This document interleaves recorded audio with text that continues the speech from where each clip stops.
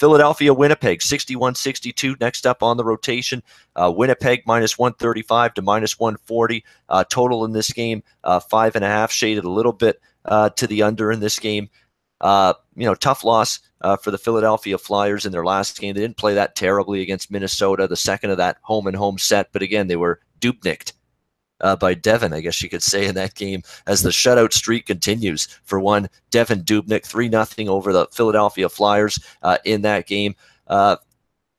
Winnipeg's playing good, though. Winnipeg is, and they're at home. They've played really good on home ice as well, this Winnipeg Jets team. So I'm not inclined to go in front of Winnipeg right now. They're playing good with Connor Hellebuck in net. They've won the majority of their games when he's been in net. And I would expect him to be in there tonight. So I actually lean Winnipeg. It's not a price.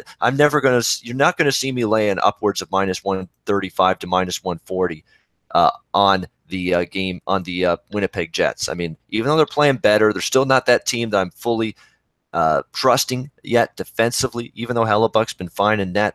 Laying this kind of price. So I lean to the Winnipeg Jets, but I was just hoping for a better price than what's currently out there. Alex, we are going to go back to you about the Dallas game. You have a note on this game you wanted to mention to our viewers. What you got? Well, it's funny. The rotation schedule has kind of given us a good segue for both of these games, honestly. You look at Dallas going into Tampa, and you got Philly and Winnipeg, both cases of old goaltenders possibly going up against former teams. But I think it's more of a bigger spot for Dallas. Ben Bishop spending a lot of time, obviously, like I said, those great cup run that they made a few years ago. Spent a lot of time with that Tampa Bay team that had some really good chances to possibly be a cup contender. So for him to go back to Tampa now against a team that looks like they could possibly be once again another, make a run in the Eastern Conference, I think he'll be fired up to play against them. Also, Tampa, they are off for the last 3-4 days. They were coming off that 3-game West Coast road trip, so they have won 4 in a row. So I had Dallas circled in this game, but I'm off of it because Tampa is a really good hockey team. So it's a spot where I'm a little kind of in question. But don't completely discredit Dallas. They could possibly catch Tampa Bay in this spot tonight. That's for Philly and Winnipeg. Same deal. I thought Mason might be going up against his former team, but now it looks like from everything that I'm reading, Hellebuck will be the starter. Hellebuck's been outstanding. So I leaned a little bit with Winnipeg there. Even at a high price, I think the Jets, if that price comes down, we see some money come in on Philadelphia. They played well in the first, like I said, those last 2 games. But, like I said, Devin Dubnyk has just been out of this world, and he shut down Philly for a combined 120 minutes. So, Winnipeg, if that price goes down maybe to the 125, 120 range, I'd look at the Jets tonight. All right, so there we go, Winnipeg. I agree. I mean, definitely Winnipeg's the side I'd bet in that game. It's just a question of value. It's every bettor's individual value, basically. Where do you want the price to be in your mind to pull the trigger? And for me, it was just a touch high. Less than minus 130, I'm in.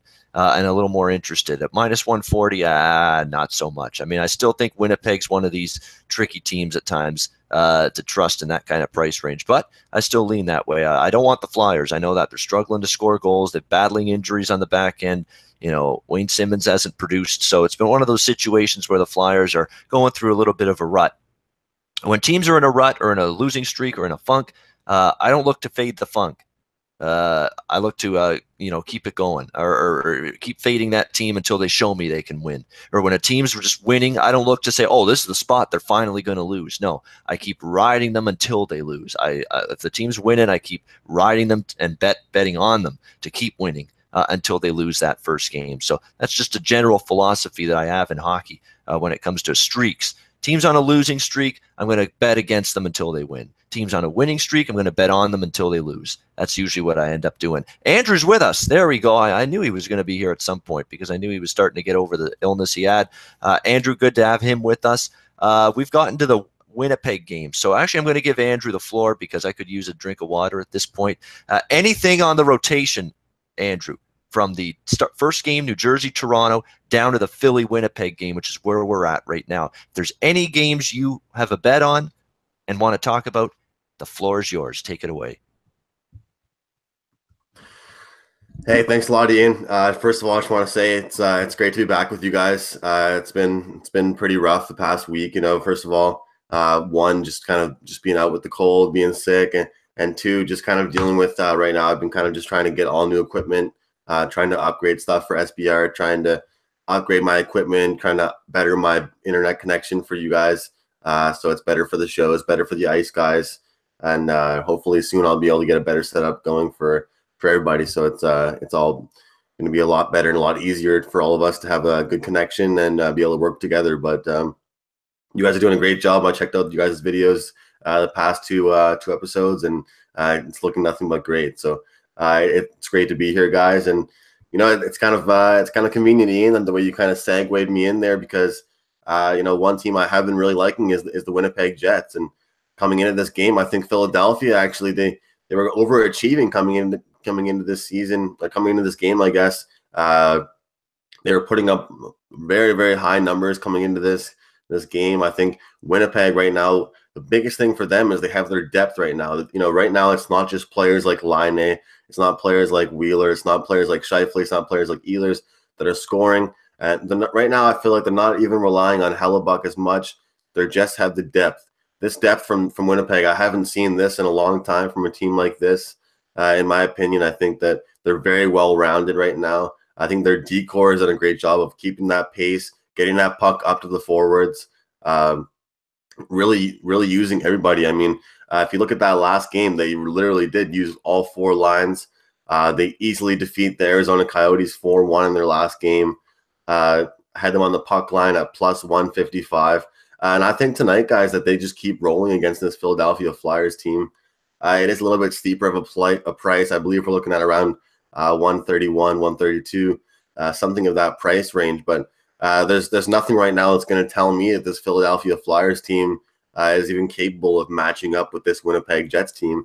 This Winnipeg Jets team, the depth has been there way too much right now. And with the depth along with the goaltending, it's kind of that 1-2 punch, guys, where I just can't see Philadelphia establishing anything. And right now, Philadelphia is kind of seeming like that Calgary Flames type team for me right now. Their scoring depth is kind of the opposite right now. It's only those 1 or 2, 3 kind of guys that are known for putting that puck in the back of the net. And, I think that kind of stuff really comes back to haunt you, middle part of the season and stuff like that. So you really start to notice those trends, when you've got, Voracek and Couturier and different players like that are doing so well to start the season, but then you realize that nobody else is scoring. It's kind of tough on your team, and there's way too much pressure on them. So I think coming into this game, I think Winnipeg has a full dominant game. They've had a day off to rest. They're coming off a great game. I think Philly will be fired up. They haven't been playing as well lately, in my opinion.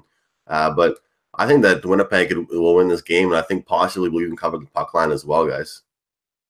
All right, there you go. Another Winnipeg endorsement there for Andrew. Anything before the Winnipeg game that you were on the rotation order that you were interested in tonight, or is that the first game?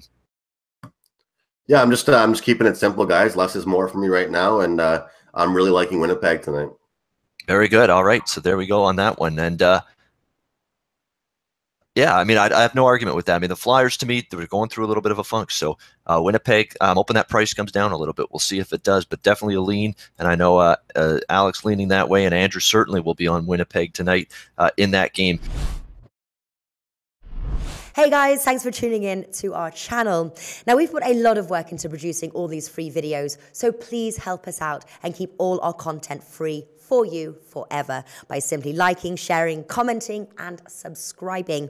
Now, not to mention, a visit to our industry-leading website will warm the hearts of all our SBR employees, especially myself. Now, the links are over there to the left, so do check those out. Thanks for watching.